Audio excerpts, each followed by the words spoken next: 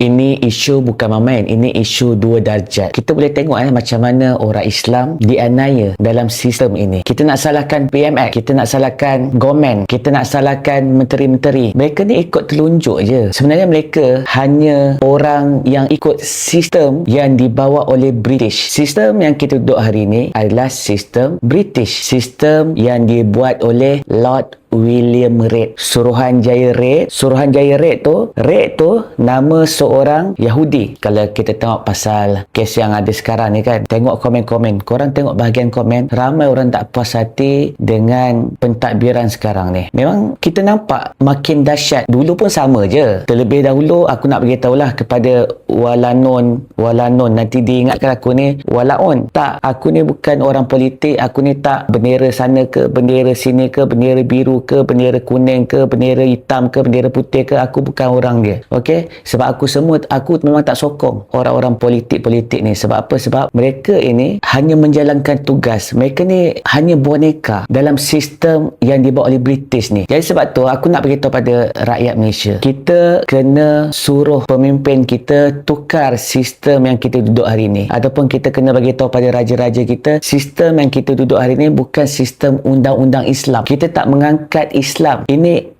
undang-undang yang dibuat oleh Lord William Reid ataupun oleh Yahudi. Kita kena beritahu pada mereka. Mungkin diorang tak sedar ke, atau mereka sahaja tak sedar ke, ataupun mereka takut hilang kekayaan, hilang pangkat, hilang kemasyhuran. Sebab sistem ni dia mengangkat. Sebab tu Nabi berkata, yang kaya makin kaya, yang miskin makin miskin. Mereka yang di atas, mereka yang mentadbir akan terus kaya. Kenapa mereka terus kaya? Sebab semua pendapatan mereka yang dibayar gaji menteri-menteri, dibayar gaji apa semua kan, pendapatan mereka semua daripada hasil, kalau dikategorikan paksaan rakyat bayar cukai. Rakyat dizalimi untuk bayar cukai. Ini semua hasil pendapatan mereka ni lah. Sebab tu mereka letak macam-macam jenis cukai. Sebab tu gaji mereka besar-besar. Gaji menteri, gaji mereka orang-orang atasan ni. Gaji mereka basic saja dah puluh ribu. Itu belum masuk allowance. Itu belum masuk jawatan ni gaji lain, jawatan ni gaji lain. Kalau ada dua jawatan, dua gaji dia pulun habis. Gaji mereka sampai ratusan ribu. Pension mereka puluhan ribu, ratusan ribu. Maksudnya mereka dah tak ada jawatan pun, mereka boleh goyang latu-latu macam tu je. Jadi sebab tu aku nak beritahu,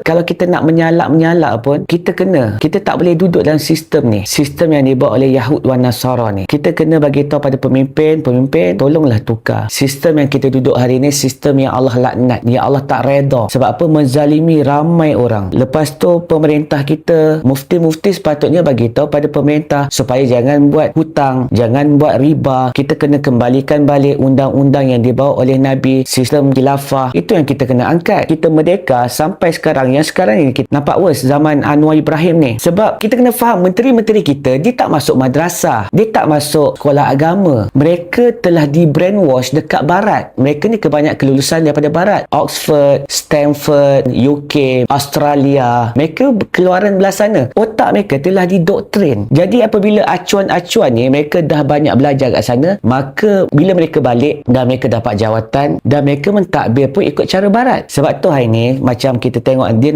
macam double standard. Sebab sistem ni yang kita duduk hari ni, sistem demokrasi sekular ni, dia takkan menangkan Islam. Dia akan menyusahkan Islam dan dia akan meragut iman orang-orang yang orang Islam lah.